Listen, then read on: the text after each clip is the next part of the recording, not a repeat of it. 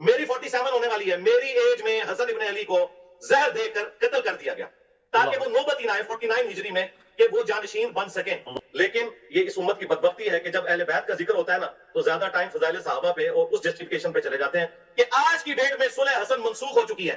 جس طرح صلح حدیبیہ توڑ دی تھی مشرکین عرب نے, صلح حسن اسی دن منسوخ ہو گئی تھی جب اپنے بیٹے کو جانشین بنایا. بڑے افسوس کی بات ہے کہ اس پلانٹ ارتھ پہ کبھی دنیا نے ایسا ٹائم نہیں دیکھا کہ فضائل صحابہ بیان ہو رہے ہوں اور اس میں اہل بیت کی بات ہو. لیکن یہ اس امت کی بدبختی ہے کہ جب اہل بیت کا ذکر ہوتا ہے نا تو زیادہ ٹائم فضائل صحابہ پہ اور اس جسٹیفیکیشن پہ چلے جاتے ہیں. تو میں کہتا ہوں صدق رسول اللہ, یا رسول اللہ آپ نے سچ کہا تھا.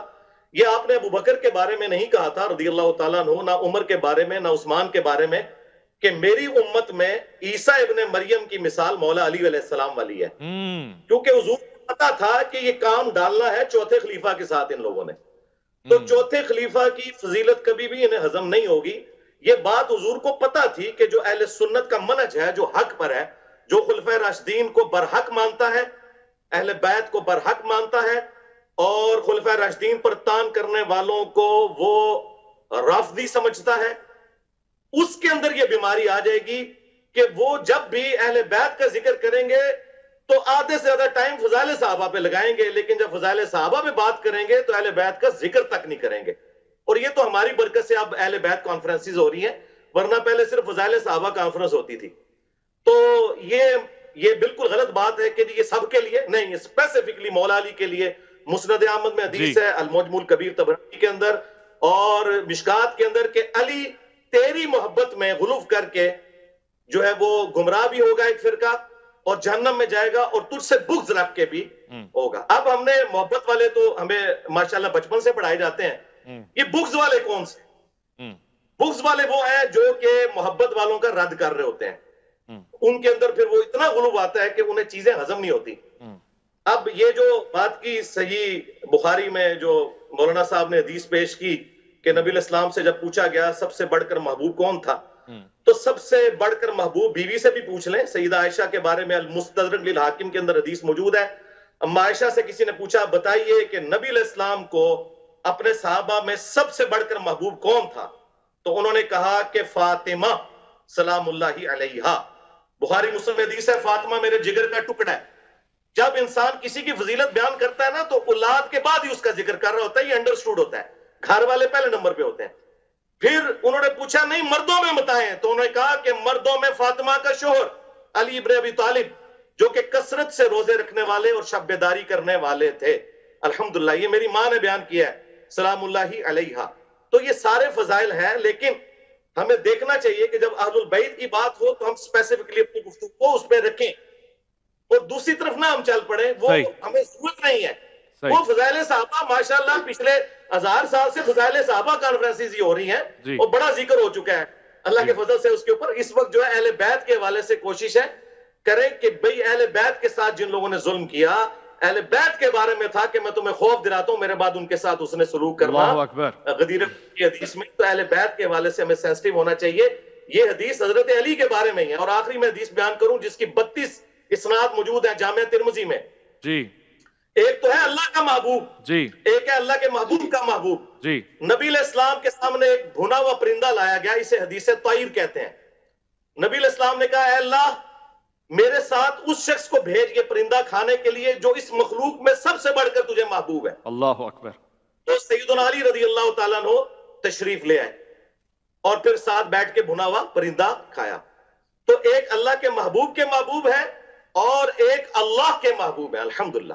تو فضائل سب کے ہیں, لیکن جب ہم آج بات کر رہے ہیں تو انشاءاللہ صلح حسن میں بھی انشاءاللہ جب آپ سوال پوچھیں گے تو میں انشاءاللہ صلح حسن سے بھی پردہ اٹھاؤں گا کہ صلح حسن کی آڑ کے اندر جس طریقے سے امام حسین علیہ السلام کی شخصیت کو ملائن کیا جاتا ہے, حضرت علی کی گستاخیاں کی جاتی ہیں, تو میں اس صلح کا بالکل پول کھولوں گا بخاری, ابو داؤد, ترمذی کی روشنی میں انشاءاللہ حقائق پبلک کے سامنے رکھوں گا, لیکن جب آپ سوال کریں گے تب انشاءاللہ. ٹھیک ہے, چاہتا ہوں یہ گفتگو جو ہو رہی ہے ربط بھی اور تسلسل بھی قائم رہے.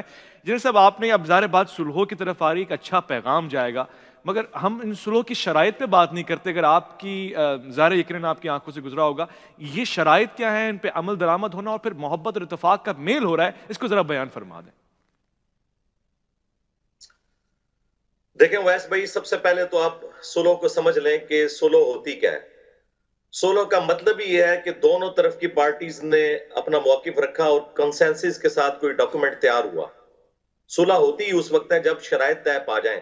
صلح حدیبیہ کے اندر کیا شرائط طے پائی نہیں تھی؟ اگر شرائط نہ ہو تو صلح نہیں ہوتی ہے، پھر تو ایک بندے کی جیت ہوتی ہے، دوسرے کی ہار ہوتی ہے. صحیح.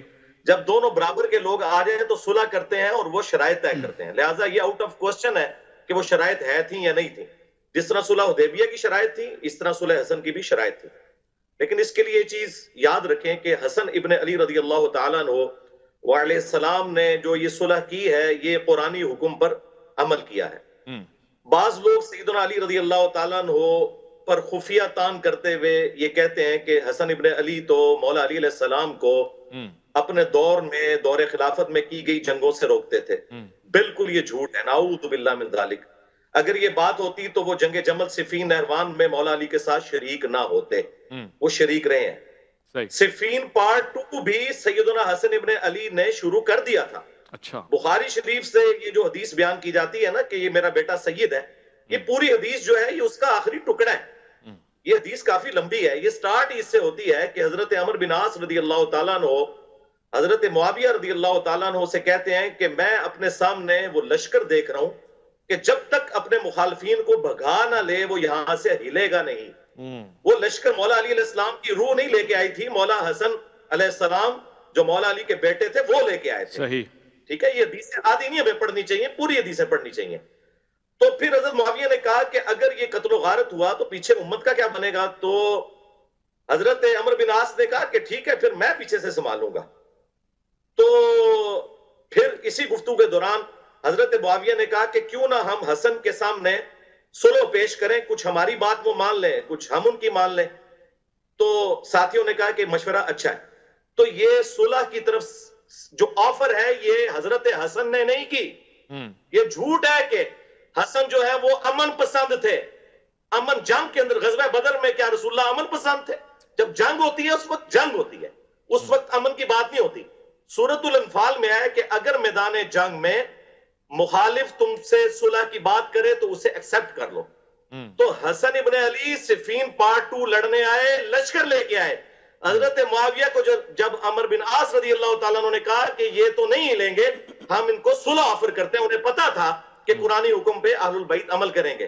تو جب صلح آفر کی گئی تو حضرت حسن ابن علی نے وہ صلح کی آفر سورۃ الانفال کے تحت قبول کر لی، جس طرح نبی علیہ السلام نے صلح حدیبیہ قبول کر لی تھی. اگرچہ نبی علیہ السلام کا پلڑا بھاری تھا، اس کے باوجود مشرکین عرب کے ساتھ صلح کر لی.